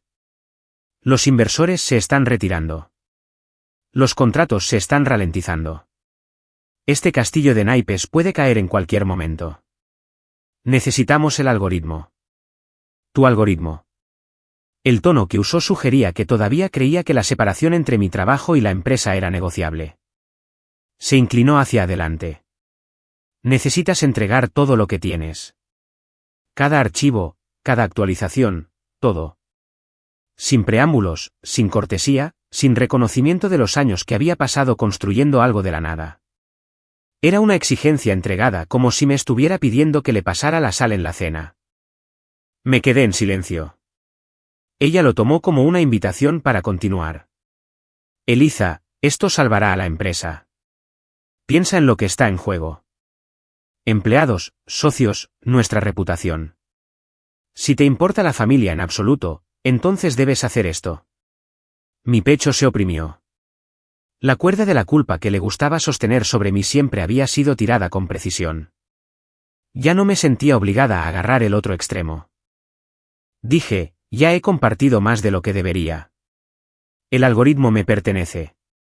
La patente está a mi nombre. Las mejoras son mías. Tengo documentación para cada revisión. Parpadeó confundida. No estoy pidiendo la propiedad. Estoy pidiendo el acceso. Pero esa no era la verdad y ambas lo sabíamos. Ella quería el control, no el acceso. Quería el algoritmo en sus manos para poder presentarlo de nuevo como algo que ella había guiado a la existencia. Antes de que pudiera decir más, la puerta de la conferencia se abrió y entró mamá. Cerró la puerta detrás de ella suavemente, como tratando de suavizar su llegada. Caminó hacia la mesa y puso una mano en el hombro de mi hermana. Mamá dijo, tu hermana está bajo mucha presión. ¿Sabes lo duro que trabajó tu padre para construir esta empresa? No podemos dejar que fracase. Las familias no se traicionan. Las familias no dejan caer a los demás. Hizo una pausa para que yo pudiera llenar el silencio con culpa. Eliza, no conviertas esto en algo legal. No hagas esto feo. Solo ayúdanos. Ayuda a tu hermana. Ayuda a tu padre. Las familias no se llevan a los tribunales. Dijo esas palabras con una suavidad que cortaba más profundo que cualquier grito. Era el mismo tono que había usado durante toda mi infancia cada vez que quería que me rindiera en silencio. Metí la mano en mi bolso y presioné el botón de grabar en mi teléfono. Massachusetts permitía a una de las partes grabar sus propias conversaciones. Lo había aprendido la noche en que Daniel me dijo que me protegiera. Puse mi teléfono boca abajo sobre la mesa y dejé que mi hermana continuara hablando. Firmaste un acuerdo de confidencialidad. Me recordó como si el acuerdo fuera una correa que podía apretar a voluntad. Eso significa que lo que construiste pertenece a la empresa. Mi voz era firme. El acuerdo de confidencialidad que firmé protege las discusiones dentro de tu empresa. No anula la ley federal de propiedad intelectual. La patente es anterior a tu participación por más de un año completo. Tengo marcas de tiempo para cada hito de desarrollo. No puedes tomar lo que no es tuyo. El rostro de mi hermana se enrojeció. Esto no se trata de crédito, Eliza. Se trata de supervivencia. Dije, no. Una palabra, suave, clara, final. Mamá se acercó. Eliza, escúchame. No destruyas a la familia. Te criamos. Te apoyamos. ¿Nos debes algo? La miré y me di cuenta de algo que se sintió como una puerta cerrándose con un suave clic. Nunca quisieron que yo tuviera éxito. Querían que sirviera. Querían que me quedara pequeña para que ellos pudieran mantenerse elevados. Me levanté y recogí mi bolso. Me quedo con mi trabajo. Eso es definitivo. Mi hermana golpeó la mesa con la palma de la mano justo cuando llegué a la puerta. No puedes hacer esto. Los inversores ya vieron el modelo preliminar. Están esperando actualizaciones. Creen que yo construí la base. Si te vas, todo se derrumba. Dije en voz baja, quizás debería. Luego salí. No rápidamente, no desafiante, solo con esa calma que llega cuando la verdad finalmente deja de pedir permiso para existir. Las puertas de vidrio del edificio se cerraron detrás de mí con un suave golpe. Salí al cálido aire de verano e inhalé profundamente. Por un momento, me quedé en la acera, sin sentir nada más que el zumbido del tráfico distante y el leve olor a agua de mar que llegaba tierra adentro. El viaje en coche de regreso a Massachusetts fue tranquilo. No puse música. No llamé a nadie. Dejé que mi mente ordenara la conversación pieza por pieza, y cada pieza cayó exactamente donde pertenecía. Había terminado de dejar que usaran mi silencio como consentimiento. Esa tarde, mi teléfono sonó de nuevo. El nombre de papá se iluminó en la pantalla. Lo miré por un momento antes de responder. Su voz era más firme de lo habitual. Tu hermana me llamó. Dijo que hiciste una escena. Dijo que te negaste a ayudar. Dijo que te fuiste como una niña. Dije, no hice una escena. Dije la verdad. Suspiró ruidosamente. El tipo de suspiro que llevaba décadas de decepción. Nunca dudó en dirigirlo hacia mí. Eliza, le debes una disculpa a tu madre y a tu hermana. No es así como se comporta un miembro de esta familia. Si quieres volver a esta familia, entonces necesitas corregir lo que hiciste hoy.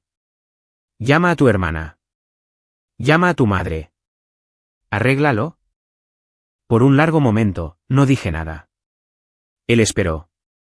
Creo que esperaba que me rindiera como siempre lo había hecho. Esperaba la versión antigua de mí, la que se disculpaba simplemente porque la alternativa era perder la conexión. Pero la versión de mí que estaba en mi apartamento esa noche no tenía nada más que ofrecer. Obediencia ciega. Papá, dije con calma, dije la verdad. No me voy a disculpar por eso. Ni hoy. Ni nunca más.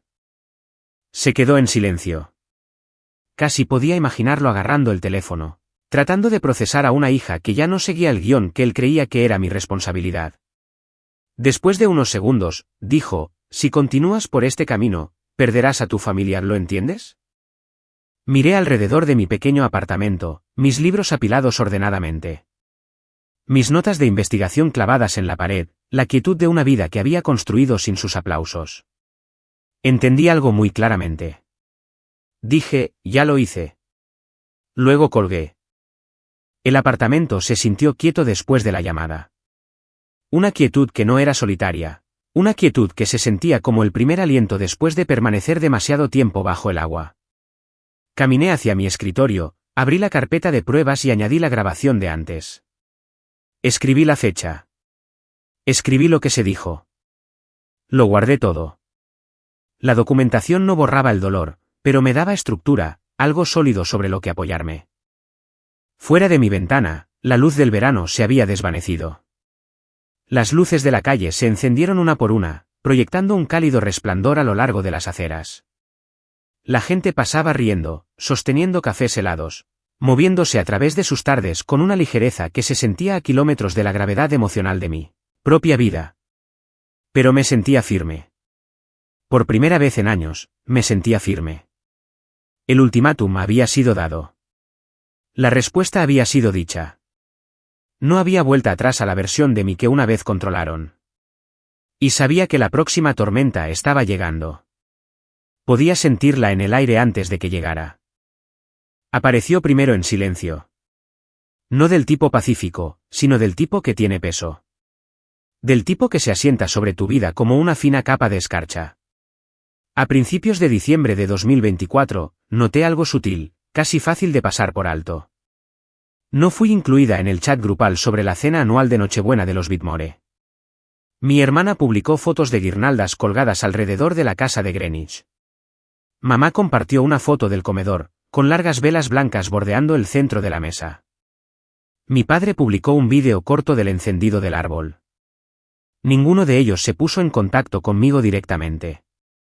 Ninguna invitación, ninguna mención de que se me esperaba, ningún recordatorio del código de vestimenta en el que mamá insistía cada año. Era como si me hubieran borrado. No ruidosamente, sino por omisión.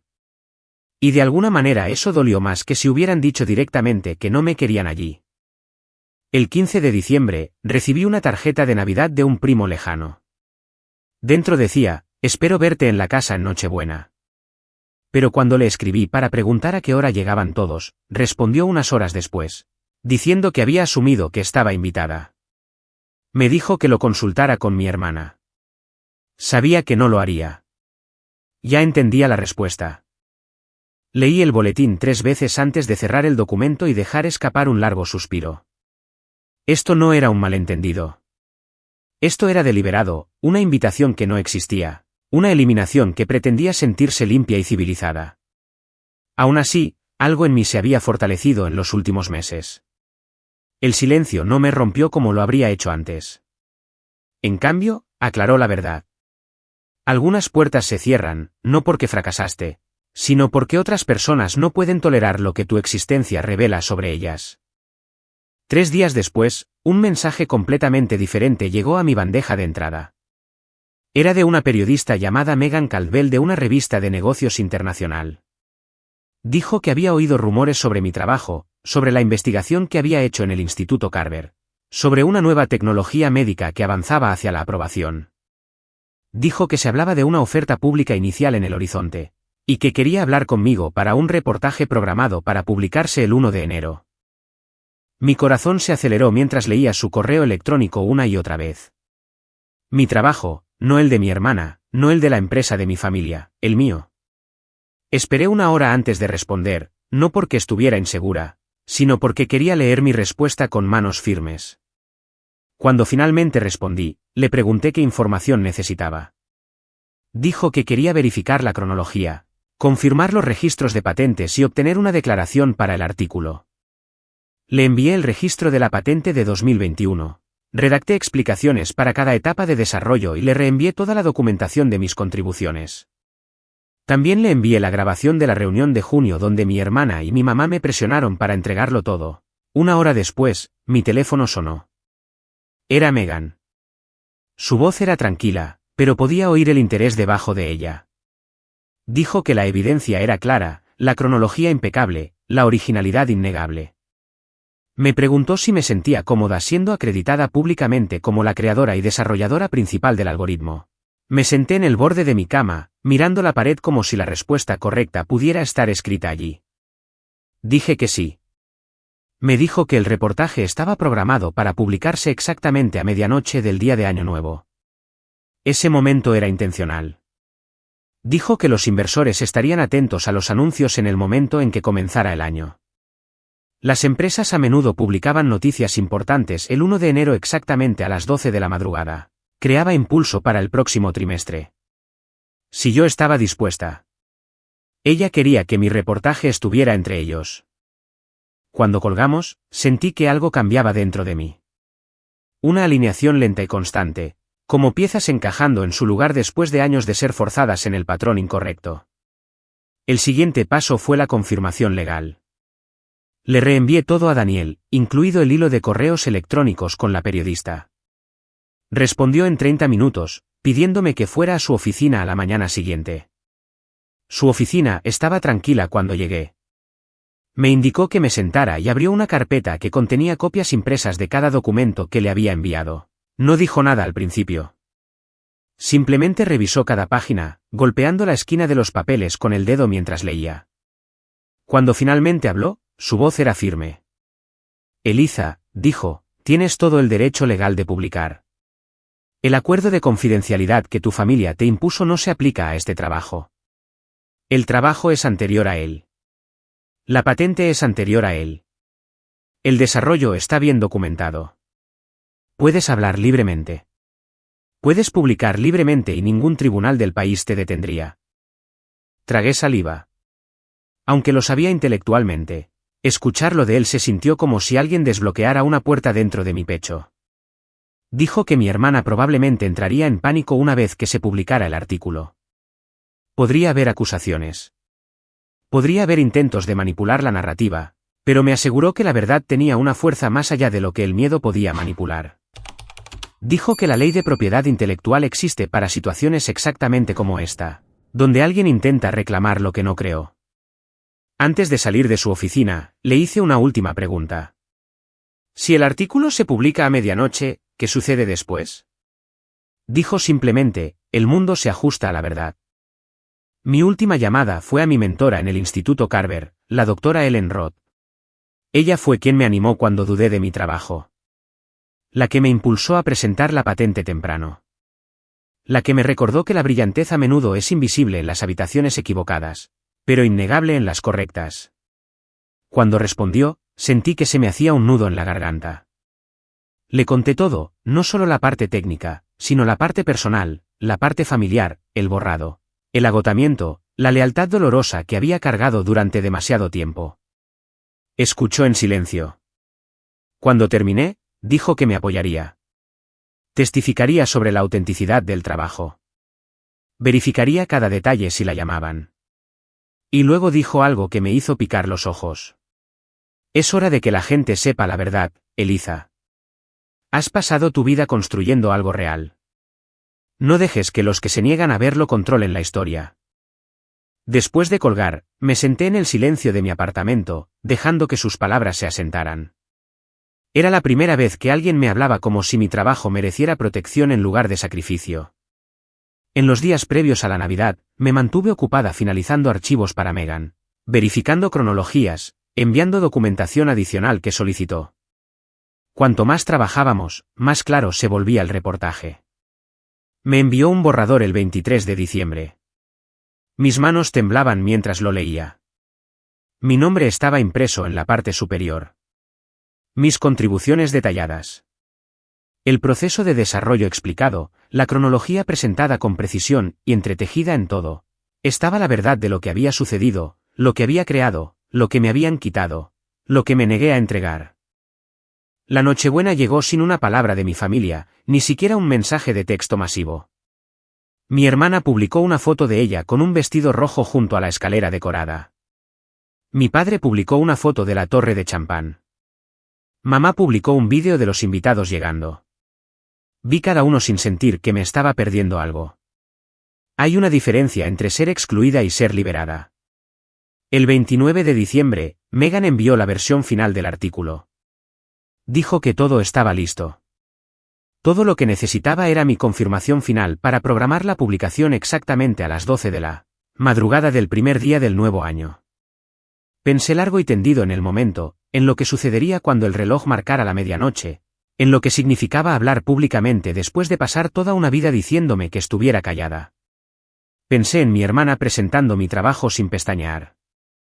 Pensé en él exigiéndome que me disculpara si quería volver a ser miembro de la familia. Pensé en mamá mirando sus manos en lugar de defenderme. Y luego hice clic en sí. La noche del 31 de diciembre, me senté sola en mi apartamento, con las luces bajas, la ciudad afuera brillando con anticipación. La medianoche se acercaba lentamente, como una marea acumulando su impulso. Mi corazón latía de manera constante, no rápido, no asustado, simplemente constante. Por primera vez, sentí que el mundo se estaba alineando con algo que siempre había sabido en el fondo. Había terminado de esconderme. Había terminado de ser borrada. Observé el reloj avanzar hacia el último minuto. Sentí el peso de todo lo que había detrás de mí y la forma de todo lo que estaba por delante. El aire se sentía diferente, denso de posibilidades, y mientras los segundos se deslizaban hacia el momento en que el año cambiaría, respiré hondo y me permití un pensamiento silencioso. La verdad está llegando.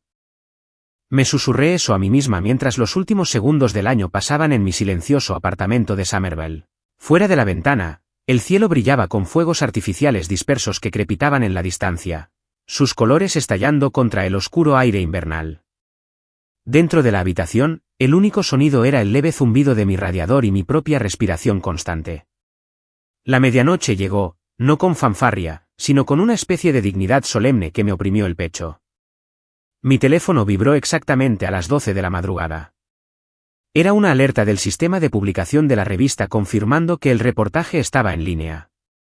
Miré la pantalla durante un largo momento.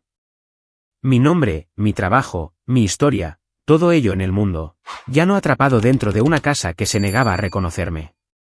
Sentí una extraña mezcla de alivio y dolor, como si algo se hubiera liberado y algo más se hubiera perdido para siempre. Dejé mi teléfono en el mostrador de la cocina y me serví un vaso de agua, mis manos temblando lo suficiente como para tener que estabilizar el borde contra el fregadero. A las 12:01, el teléfono sonó de nuevo. La pantalla se iluminó con el nombre de mi hermana. Me quedé helada. Por un momento, consideré no contestar, pero lo hice. Su voz temblaba. Eliza, ¿qué has hecho? Papá no puede respirar. Mamá está gritando. La gente todavía está aquí. ¿Todos lo han visto? ¿Qué has hecho? Cerré los ojos y me apoyé en el mostrador. Dije la verdad. Comenzó a hablar rápido, demasiado rápido, tropezando con sus palabras. No puedes hacer esto. No puedes publicar cosas privadas. Los inversores están llamando. La gente pregunta por qué la empresa dijo que era nuestro trabajo. Papá dice que va a llamar a la policía. Dice que entraste sin permiso en la propiedad hoy. Está furioso. ¿Quiere sangre? Dije en voz baja. Nunca entré sin permiso. Lo sabes. Continuó como si no me hubiera oído. Está fuera de control. Dijo que lo humillaste. Dijo que avergonzaste a la familia en la noche más importante del año. Realmente va a llamar a la policía, Eliza. Están en camino. Su pánico se derramó por la línea, pero no entró en mí. Algo en mí ya se había anclado. Terminé la llamada sin discutir. Puse el teléfono boca abajo de nuevo y caminé hacia el armario de la entrada donde colgaba mi abrigo. Mi respiración se estabilizó mientras me ponía las mangas. Si él quería involucrar a la policía, entonces la policía podría escuchar la verdad. Cogí la carpeta de pruebas del cajón de mi escritorio y la metí en mi bolso. Antes de salir del apartamento, envié un breve mensaje a Daniel. Papá llamó a la policía. Acusación de allanamiento. ¿En la casa ahora? Segundos después, respondió. Estoy en camino. No hables con nadie hasta que yo llegue. Las carreteras estaban casi vacías mientras conducía por la noche de invierno. Las luces navideñas de la ciudad brillaban a lo largo de los bordes de la autopista. Mis neumáticos zumbaban contra el pavimento, constantes y suaves. Con cada milla que pasaba, mis manos aflojaban su agarre en el volante. Para cuando llegué a Greenwich, la tensión en mi pecho se había transformado en una calma fría y concentrada. Cuando llegué a la casa, la entrada todavía estaba llena de coches. Las luces de las ventanas se derramaban sobre el césped delantero, iluminando parches de nieve. Podía oír voces dentro, elevadas y frenéticas. Tomé un respiro lento y caminé hacia la puerta. Antes de llegar, 2 coches de policía entraron en la entrada detrás de mí. Sus faros iluminaron la casa, proyectando sombras nítidas. Los oficiales salieron, ajustándose las chaquetas contra el frío. Otro coche entró justo después de ellos. Daniel salió, vestido con un abrigo de invierno oscuro y con un maletín en la mano. Su expresión era firme e ilegible. Caminó hacia mí. ¿Estás lista? Asentí. Nos acercamos juntos a la puerta principal. Antes de que pudiéramos llamar, se abrió de golpe. Él estaba en el umbral, con la cara roja, el cuello de la camisa desabrochado. Detrás de él, podía ver a los invitados amontonados en el vestíbulo, algunos todavía sosteniendo copas de champán, otros susurrando apresuradamente. Parecía caótico, casi teatral, como una escena de una obra donde los actores habían perdido el control del guión. Me señaló con el dedo. Oficiales, es ella. Entró sin permiso en mi propiedad hoy. Ha estado causando problemas. Quiero que la saquen de aquí inmediatamente. Uno de los oficiales dio un paso adelante. Señor, hablaremos con todos los involucrados. Por favor, retroceda. Pero no lo hizo. Dijo, soy el dueño de esta propiedad. Tengo todo el derecho de hacer que la arresten. No tiene permiso para estar aquí. Ha violado los límites personales y privados y está interfiriendo con los negocios familiares. Daniel habló con calma. Oficial, el señor Whitmore se equivoca legal y fácticamente. Mi clienta no cometió ninguna violación, pero más importante aún, el señor Whitmore no tiene derechos de propiedad sobre esta propiedad. No tiene base para presentar una denuncia por allanamiento. Mi padre lo miró confundido antes de enrojecer aún más. ¿De qué estás hablando? Esta es mi casa. He vivido aquí durante 30 años. No puedes entrar aquí y decirme que no tengo derechos sobre mi propia casa. Daniel abrió su maletín y sacó un sobre grueso. Dentro había registros de propiedad impresos, títulos de propiedad y una declaración notariada. Se los entregó al oficial. Oficial, esta casa ha estado bajo la propiedad legal de la madre de la señora Whitmore desde 2016. La abuela de mi clienta la compró al contado y retuvo la propiedad exclusiva. El señor Whitmore no figura en ninguna parte de la escritura ni en los registros hipotecarios. No puede desalojar a nadie y no puede presentar cargos por allanamiento. No tiene autoridad legal sobre el lugar a pesar de vivir aquí. El oficial hojeó los documentos lentamente. Su rostro se contorsionó. Miró hacia los invitados que habían comenzado a murmurar. Su voz se volvió temblorosa. Eso es imposible. Esa casa era mía. Yo la pagué. La voz de Daniel permaneció ecuánime. Los registros indican lo contrario. Su suegra la compró con fondos de un fideicomiso. Usted ha estado viviendo aquí con permiso, pero ese permiso no está vinculado a la propiedad. No puede llamar a la policía a alguien que tiene una posición igual o superior a la suya. De hecho, dado que mi clienta fue invitada aquí anteriormente, usted no puede prohibirle la entrada sin la autorización del propietario real. Los invitados se acercaron más. Mi hermana apareció detrás de él, pálida y con los ojos muy abiertos. Mamá estaba a unos metros de distancia, agarrando una servilleta con fuerza, sus hombros temblando. Nadie habló. El silencio se instaló pesadamente en el vestíbulo. Mi padre balbuceó, tratando de recuperar el control. Esta es mi casa. Yo estoy a cargo aquí y ella no puede entrar en mi casa y humillarme. Daniel dijo respetuosamente. Señor, esta no es su casa y cualquier humillación que esté ocurriendo es el resultado de su propia incomprensión de la ley. Mi padre pareció como si alguien le hubiera abofeteado. Su boca se abrió, luego se cerró, y luego se abrió de nuevo sin emitir sonido. El oficial devolvió los papeles. Señor Whitmore, no puede presentar una denuncia por allanamiento en una propiedad que no posee legalmente. No podemos proceder con su solicitud. Mi padre retrocedió, su respiración agitada, su corbata torcida, sus mejillas manchadas. Nunca lo había visto tan pequeño en su propia puerta. Uno de los oficiales se dirigió a Daniel. Mencionó un segundo asunto relacionado con su presencia. Daniel asintió y sacó un segundo sobre de su maletín. Sí, oficial. Además de responder a la acusación infundada, estamos aquí para presentar una demanda civil por robo de propiedad intelectual. Mi clienta presenta una demanda contra la señorita Caroline Whitmore por apropiación indebida de investigación patentada, incluyendo intentos de presentar material patentado como propio en entornos corporativos. El jadeo de la habitación fue instantáneo. Mi hermana se congeló, con la boca abierta, su rostro perdiendo todo color mientras el oficial se acercaba a ella. Me miró con una mezcla de miedo e incredulidad. Eliza, no lo harías. No puedes. Somos familia. Sentí que las palabras se asentaban en el aire, pesadas de ironía. Daniel entregó los documentos al oficial, luego repitió para mayor claridad. Mi clienta está presentando cargos civiles. Estos documentos notifican formalmente a la señorita Whitmore del litigio pendiente. Esto incluye pruebas de grabaciones, marcas de tiempo, registros de patentes y sus intentos documentados de reclamar la propiedad de la tecnología en cuestión. El oficial se acercó a mi hermana y dijo su nombre.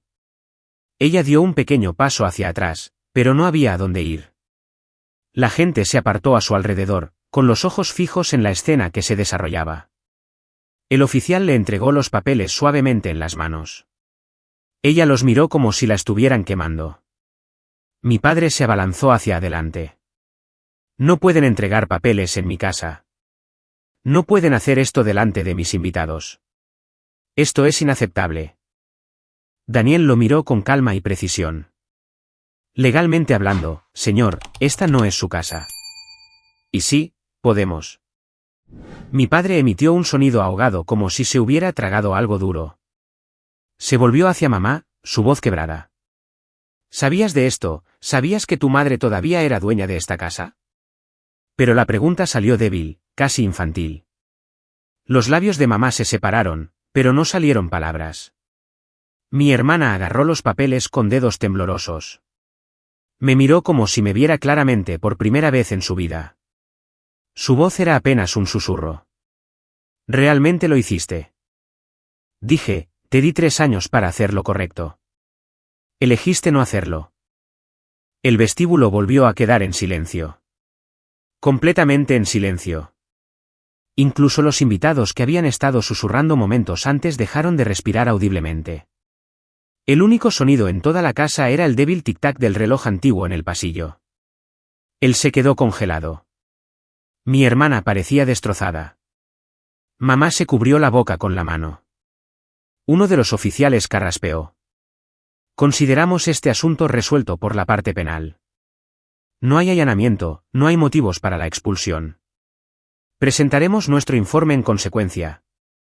Daniel asintió. Gracias, oficiales. Sus rodillas se debilitaron, y se agarró al borde de la mesa de la entrada como si la habitación se hubiera inclinado bajo él. La confianza que siempre llevaba como un escudo se había evaporado por completo. Todo lo que había gritado antes ahora pesaba en el aire, expuesto y vergonzoso. Nadie habló. Nadie se movió.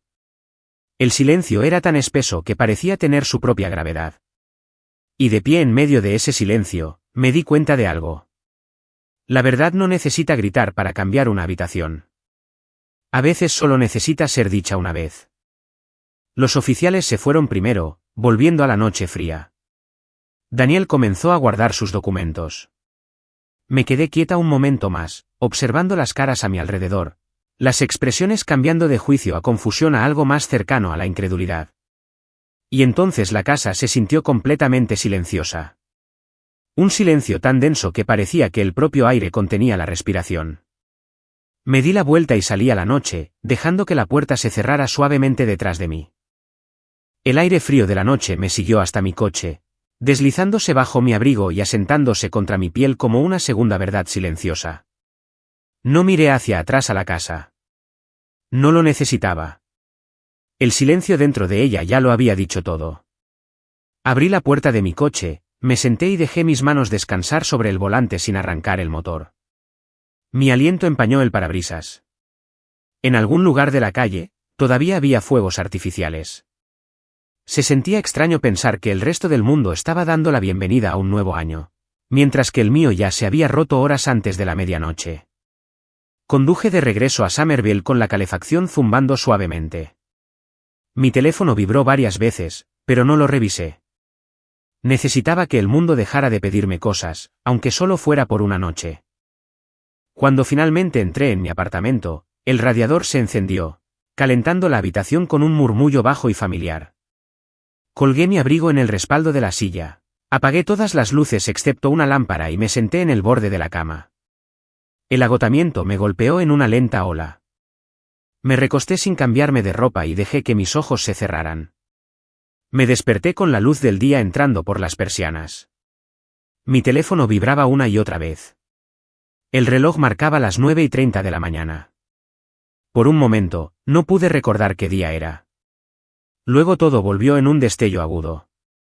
Día de Año Nuevo, el artículo, la demanda, la policía en la casa, mi padre gritando, mi hermana sosteniendo los papeles legales con manos temblorosas.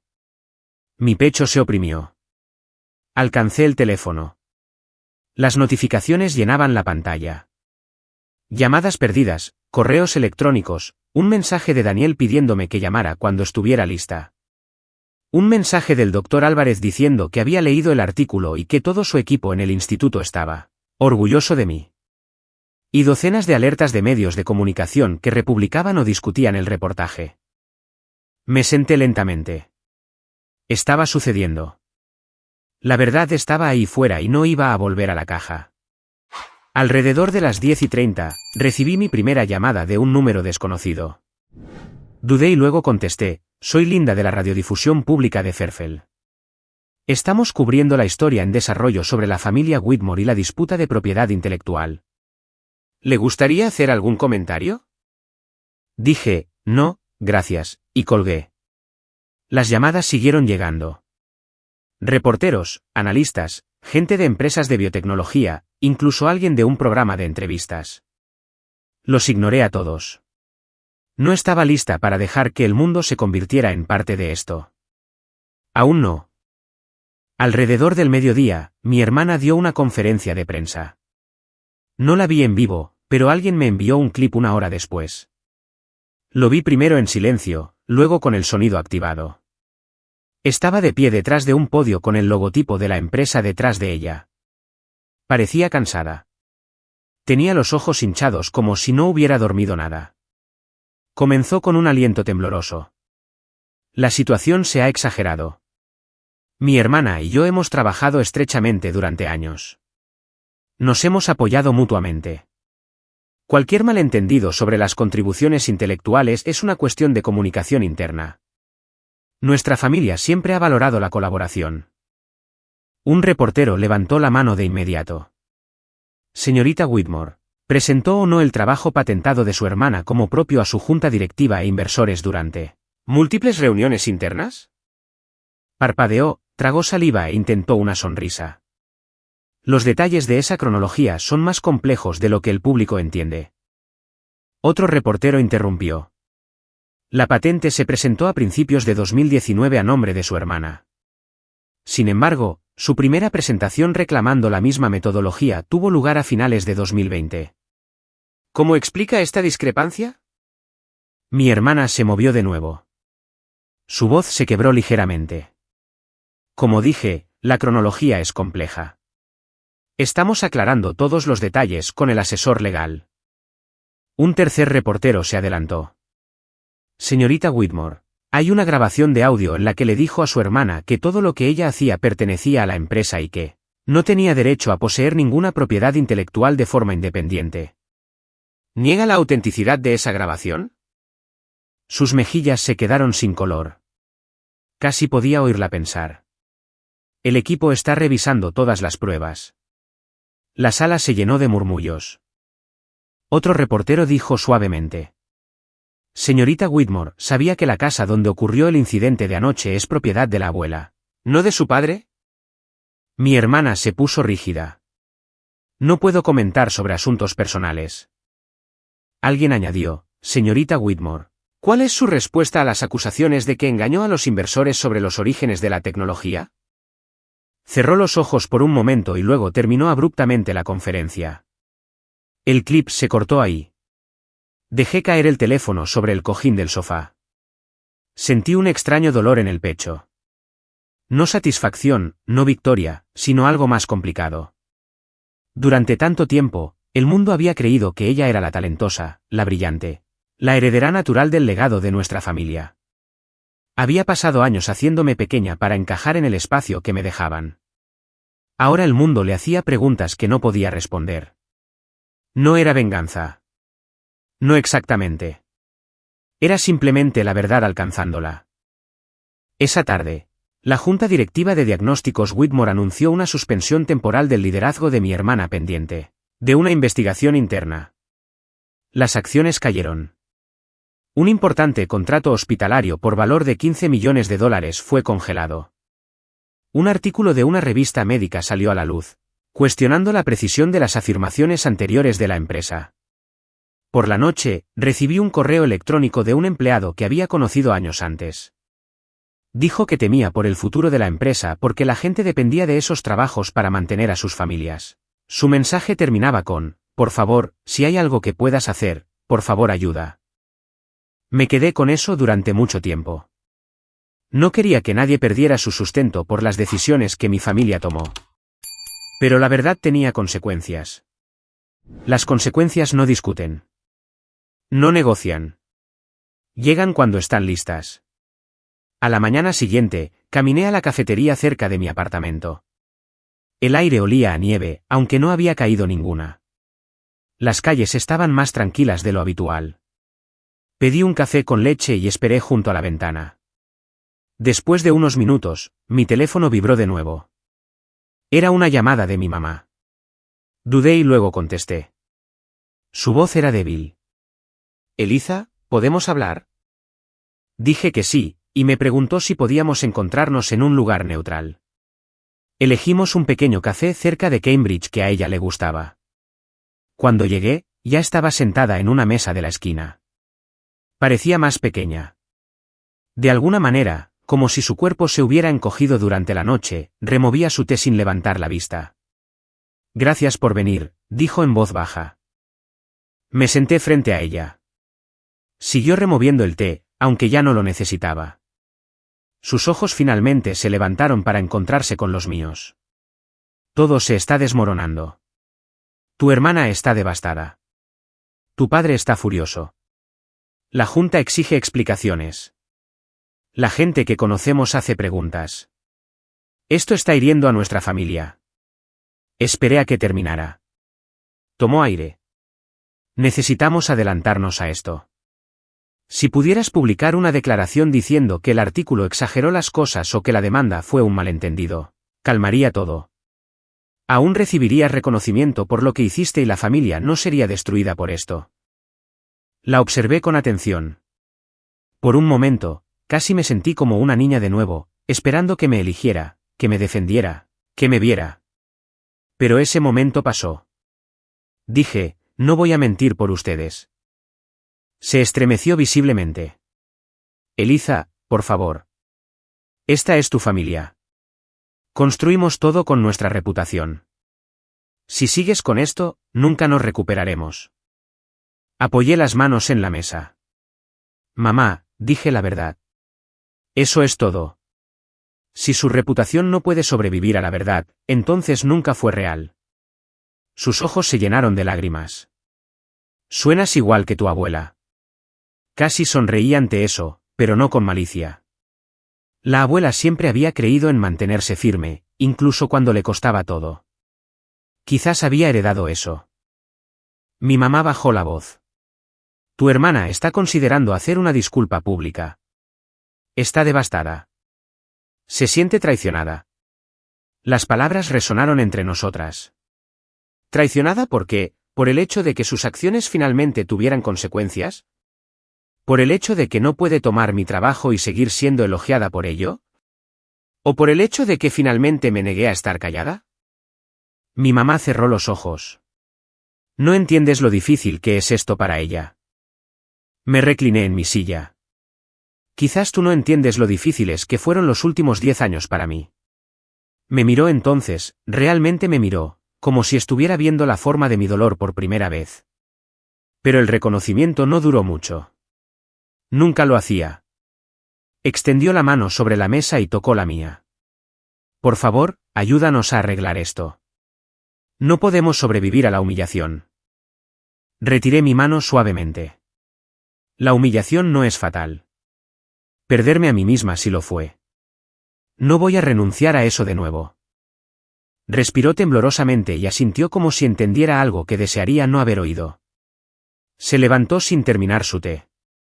Antes de irse, dijo en voz baja, estás eligiendo el orgullo por encima de la familia.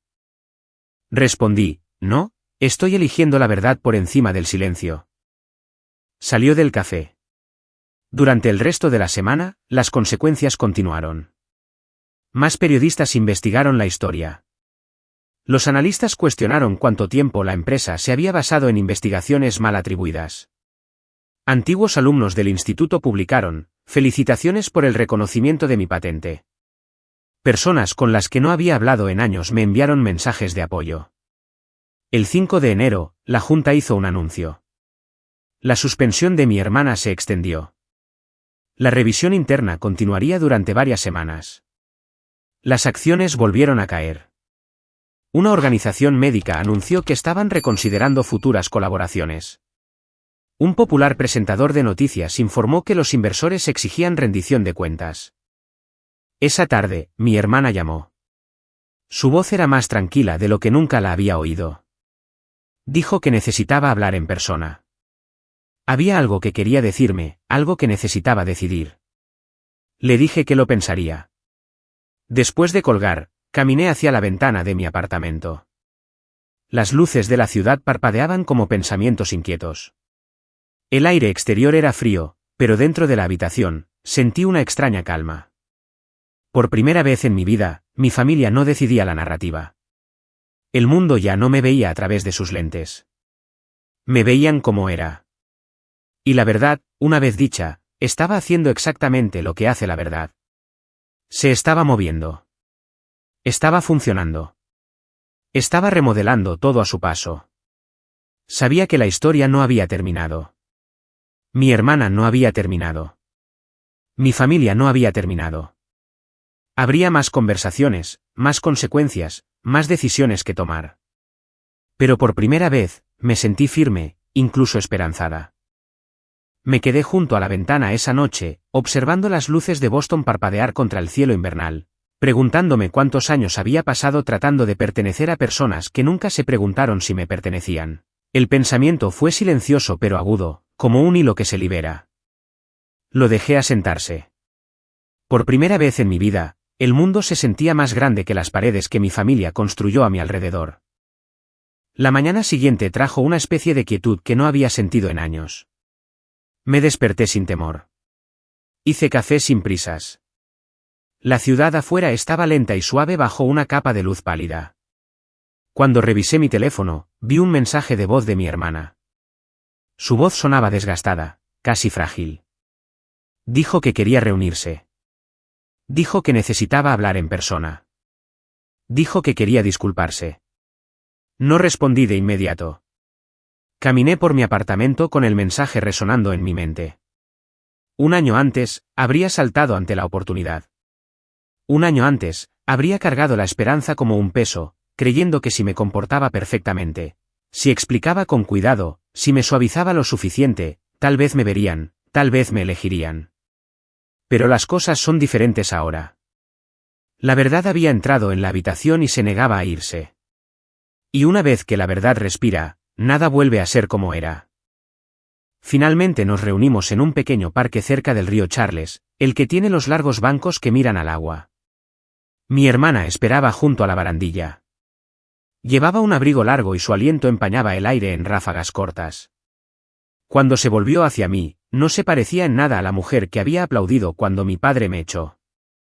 Tenía los ojos rojos y cansados. Por una vez, no había público, ni postura, ni actuación. Dijo, gracias por venir. Y su voz se quebró en la primera palabra. Me senté en el banco. Ella se sentó a mi lado, dejando una distancia educada. Durante mucho tiempo, no dijo nada. Luego las palabras brotaron. Leí todo. Los archivos de la patente, los correos electrónicos, las marcas de tiempo, las grabaciones. No quería creerlo. Seguía pensando que tenía que haber alguna otra explicación. Algo que me hiciera parecer menos la villana en la vida de mi propia hermana. Pero no la hay. Yo te hice esto. Te robé.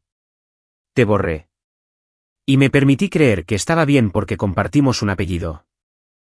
Sus manos temblaban mientras se las frotaba para calentarse. Siempre fuiste buena en cosas con las que yo luchaba. Veías conexiones que nadie más veía. Creabas cosas que hacían que la gente se detuviera. Estaba celosa. Pensé que si podía tomar lo que tú hacías y envolverlo en mi sonrisa, la gente me vería como te veían a ti. Lo siento, Eliza. Lo siento mucho. La disculpa quedó suspendida en el aire, fría y frágil. Escuché en silencio. Ella esperó. Finalmente, dije, aprecio tu disculpa. De verdad. Pero una disculpa no borra los años, ni las decisiones, ni el daño. Solo lo reconoce. Ella asintió. Lo sé. No espero nada. Solo necesitaba decirlo. Nos quedamos sentadas allí un rato, dos mujeres al borde de un río tratando de entender la forma de una herida. Finalmente, me dijo que planeaba renunciar por completo. Dijo que la Junta estaba preparando una declaración. Dijo que haría la suya propia. Quería asumir sus decisiones públicamente, no porque el mundo lo exigiera, sino porque no podía vivir consigo misma de otra manera. Cuando se levantó para irse, se detuvo. Merecías algo mejor que nosotros. Espero que la vida te dé tanto espacio como tú le das. La vi alejarse. No sentí triunfo ni satisfacción. Lo que sentí fue un dolor suave, del tipo que sientes cuando algo finalmente se rompe y comienza a sanar. Los meses siguientes pasaron rápidamente. Para febrero, mi trabajo había atraído la atención de un hospital de investigación en Baltimore. Querían colaborar en un programa de diagnóstico utilizando modelos de detección en etapa temprana. Las reuniones eran largas pero energizantes. Por primera vez, sentí que la gente me hablaba a mí, no a mi alrededor, no a través de mí, sino directamente a mí. ¿Me veían? No a quien se suponía que debía ser para mi familia, sino a quien realmente era. Para la primavera, lancé mi propia empresa desde un loft renovado en Cambridge. Contraté a investigadores de diferentes rincones del campo, personas curiosas, humildes y ansiosas por construir algo honesto. Teníamos reuniones de equipo en una habitación iluminada por el sol con una larga mesa de madera y tazas que nunca coincidían. Algunos días fracasábamos. Algunos días tropezábamos con avances que nos hacían gritar por la habitación. Era desordenado, humano y exactamente correcto. Mi padre intentó llamar una vez en abril. El mensaje de voz fue corto. Dijo que quería discutir malentendidos. Dijo que la familia necesitaba sanar. Dijo que las reputaciones podrían reconstruirse si yo cooperaba. Nunca devolví la llamada. Mi mamá se acercó más suavemente. Enviaba correos electrónicos en lugar de exigencias. Preguntaba cómo estaba. Preguntaba si podía visitar. No dije que no, pero no dije que sí. En cambio, dije, podemos hablar, pero solo si hablamos honestamente. Sin gestión de imagen, sin fingir. Ella estuvo de acuerdo. Y por primera vez en mi vida, tuvimos una conversación que no giraba en torno a mi silencio. No defendió lo que pasó. No lo minimizó. Simplemente dijo que lamentaba no haberme protegido mejor cuando era joven y que había tenido tanto miedo al conflicto que no se dio cuenta de que su silencio se convirtió en su propia forma de violencia. Las palabras eran imperfectas pero reales. La perdoné no en un momento dramático, no en un solo aliento, sino lentamente a lo largo de muchas conversaciones. El perdón tomó forma como un nuevo idioma que estaba aprendiendo, uno que no había hablado de niña. No significaba volver al pasado. Significaba reconocerlo sin dejar que me retuviera más. Para el verano, mi empresa firmó su primer contrato importante con un centro médico en Seattle.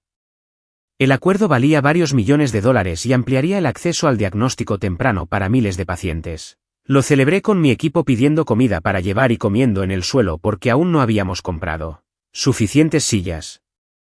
Reímos hasta que nos dolió el estómago.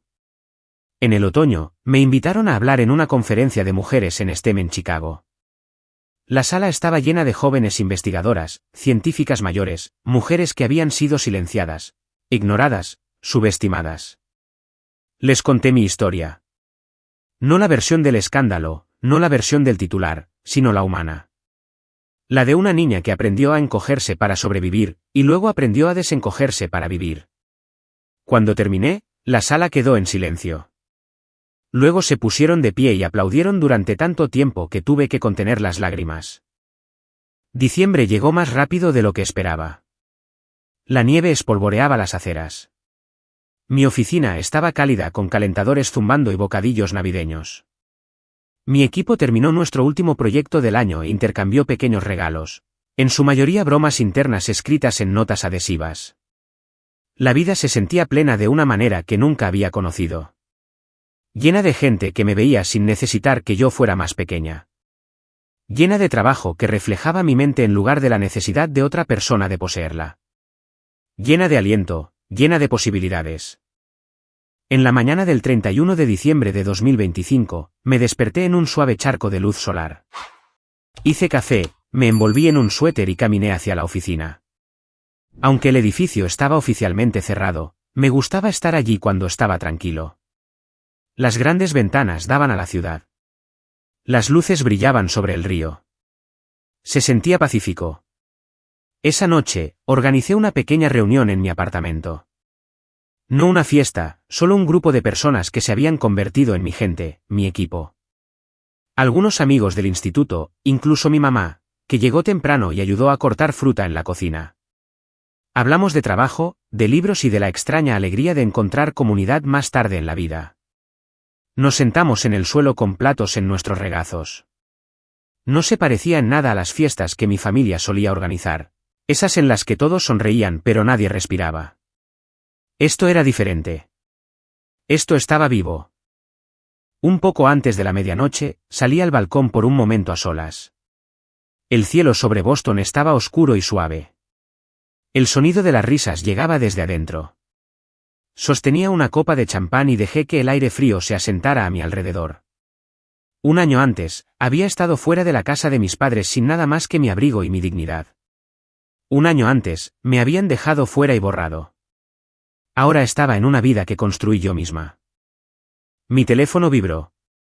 Un mensaje de mi hermana. Feliz año nuevo. Estoy mejor. Espero que tú también. Gracias por ser honesta cuando yo no fui lo suficientemente valiente para serlo. Respondí con un simple feliz año nuevo y guardé el teléfono. Dentro, alguien comenzó la cuenta regresiva desde 10. Volví a entrar y me uní al círculo. Las voces se elevaron. Las risas se enredaron con la esperanza. Cuando la habitación estalló a medianoche, sentí que algo se abría en mí, un calor suave y constante. No pertenecer alguna vez se sintió como una herida. Ahora se sentía como un comienzo. Cuando el ruido se calmó, levanté mi copa ligeramente y dije en voz baja, más para mí que para nadie más: existo plenamente. Finalmente. Y si alguna vez te han dicho que eras demasiado o no lo suficiente para tu propia familia, recuerda esto. El silencio puede ser poder y la verdad puede ser la venganza más ruidosa.